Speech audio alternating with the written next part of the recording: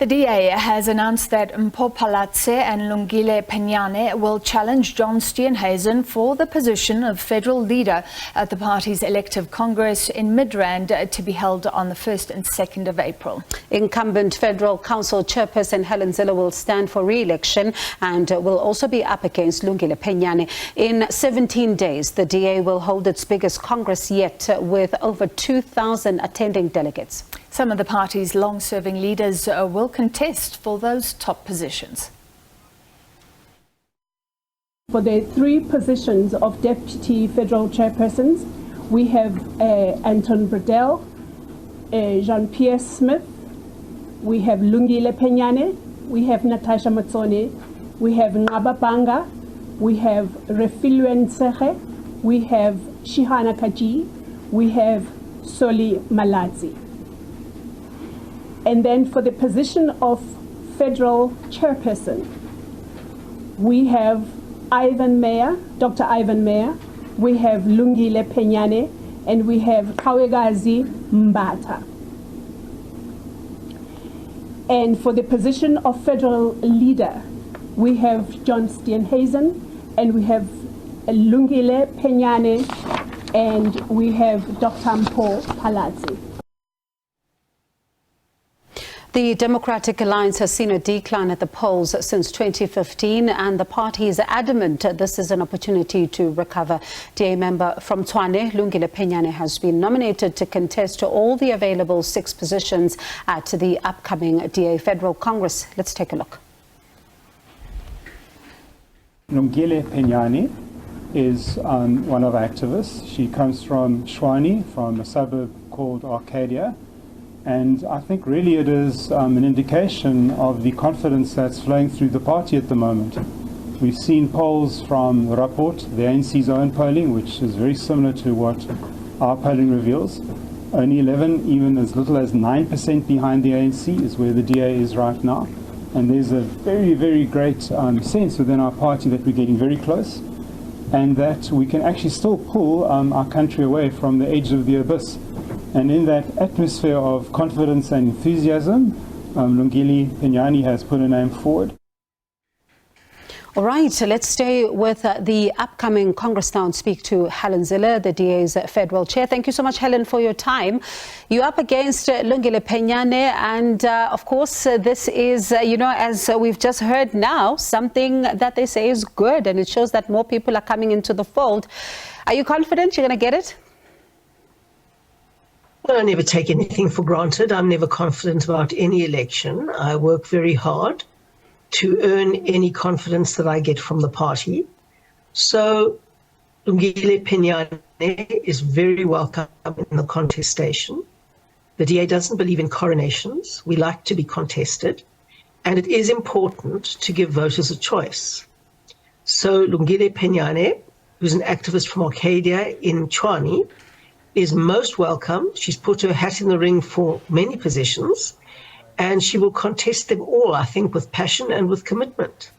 And should you come back, and let's say that you do manage to come back, what's on the agenda for you for the next 3 years? Well, we've started a major overhaul of what we call the blue machine. Every now and again, it's really important to do a 100-kilometer service. And that's what we're doing to the DA. And we've been fixing all the component parts, making sure they're all oiled, making sure that they're rewritten if policy needs to be rewritten or our regulations and rules need to be rewritten, making sure that all the elements of the party fit neatly together into a working machine that runs smoothly. That's what I've been doing so far. I would say that I'm about halfway through the job. I haven't been doing it alone, of course. I've been doing it with many, many other people. But I think we are now about halfway through the job, and we've got the rest to do, and I would like to complete that job. And Mzwandile Mbeje was in conversation with Dr. Mpho Phalatse. I'm not sure if you managed to catch that particular interview here on SABC News. And he was asking her if she supports you to come back as Federal Council Chair. And she was quite non-committal. She said she's playing her cards close to her chest. She wouldn't like to say who she's backing. She also wants to see what Lungile is also promising and putting forward. I wonder, though, looking at, the candidates that are contesting for the leadership position, who do you pick? Well, it's very important for me to stay non-aligned in that process. The reason is that I am the person, if I get re-elected, at which all of the systems and processes and structures of the party intersect. And I have to be able to work well and properly and smoothly with whoever gets elected. So it would be completely wrong of me to start backing any particular candidate. All right, and I'm told that we do have some of that audio from her interview a little earlier on. Let's listen to it. I worked with Helen as mayor. I worked with her from day one. In terms of oversight on our governments, Helen and John divided the different governments, and I got Helen to work with me. So I've got experience working with Helen. And I'd say we worked well together. We did a lot of great things together. We strategized together. We disagreed when we needed to disagree, and that's okay. So I don't have a problem working with Helen. If Helen emerges, I'll continue to work with her. So will you vote for her? I cannot say who I'm going to vote for, particularly for the role that I'm putting my hand up for. I cannot endorse anybody. I cannot say who I prefer. Like I said, there is somebody now who's contesting Helen, and that person deserves an opportunity. I need to look into them. Who are they? What do they bring to the table? And I'll make up my mind. And Helen, some of what she says also in that interview is the fact that under John Steenhuisen, the DA hasn't been growing as much as it was supposed to be and enjoying the support as it's supposed to be under John. And that's why she believes that she can be able to achieve this. And of course, we've seen also the FF Plus chowing into some of your numbers during the elections as well. Let's talk about that then as you go into 2024 when it comes to growing the numbers as the DA now looks into. Yes, it's important to realize that we have been growing very steadily after a very serious setback. And all parties go through serious setbacks. It's not unusual. The DA went through a very serious setback in 2001, for example, and it took us 10 years to get back to the numbers that we were showing in 2000. The big question for a party is, can you diagnose what's wrong? Can you get to the root of the problem? Can you fix it? And can you move forward based on principles, values, and good organization?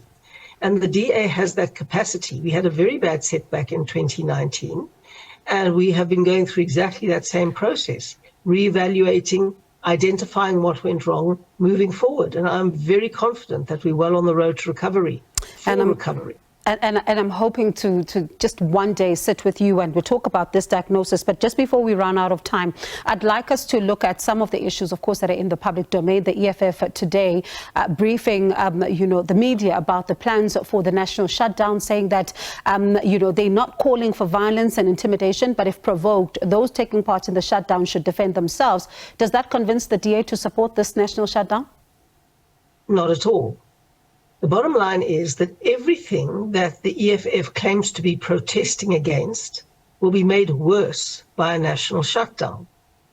And their calls for a national shutdown have been accompanied by many threats of violence and intimidation. Just today, one of our staff members in one of our provincial offices was threatened about the shutdown when EFF members forced their way into her office and warned her about the shutdown on the 20th of March. So people are being intimidated, and we totally reject that. But if you are protesting against economic collapse, unemployment, and the price of food and the cost of living, you are damn stupid to go for a lockdown like this or a shutdown like this, because that will only make every problem that you claim to be opposing much worse. So it makes no sense. We're not going to be participating in a shutdown. For us, it's business as usual. Let's talk about what happened in Tshwane during the vote for the speaker. Did the DA councillors not understand the electoral rules, or what happened there? Well, the bottom line is this. Our position is that if you are voted in as the DA, you have a commitment to support the candidate that the DA is supporting for a position, because that's why you were voted in. Everybody's voted in on a DA ticket. And obviously, if you're there on a DA ticket, you don't vote for an ANC mayor or an ANC-aligned speaker. You vote for the DA's candidate and the DA's coalition candidate. That is an absolute principle, and it's a principle that we believe we should stand by.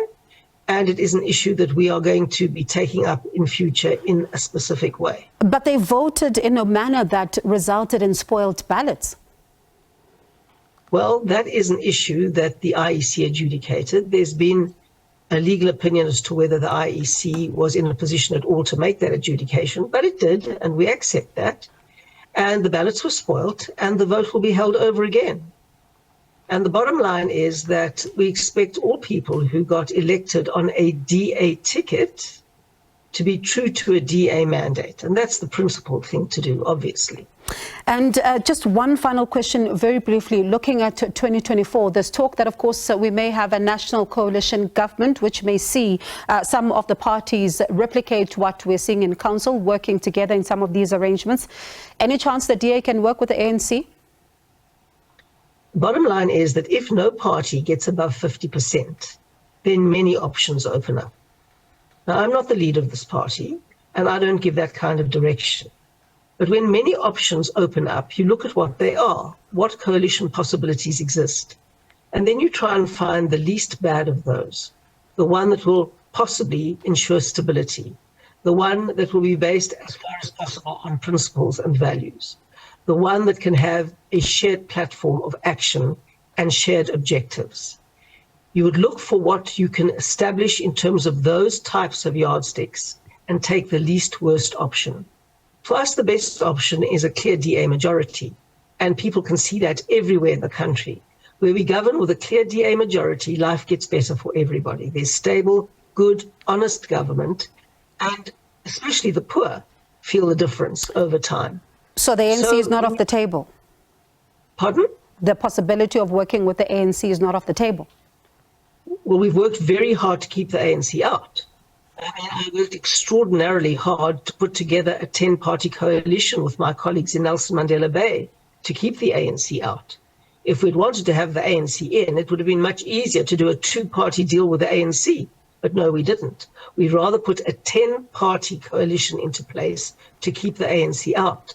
That's how committed we are to building the alternative to the ANC. But we also say the alternative to the ANC has to be better.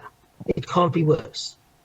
All right, so let's see then what happens in 2024 and also what becomes the result in April when you then have your Congress. Thank you so much for your time. That is Helen Zille, DA Federal Chair. And of course, we're looking ahead at the party's Congress. The nominations, of course, and now the names are out there. You can see who's contesting who. There's a Lungile Phenyane, an activist from Tshwane, who is contesting all positions as well. So it's going to be interesting to see what happens.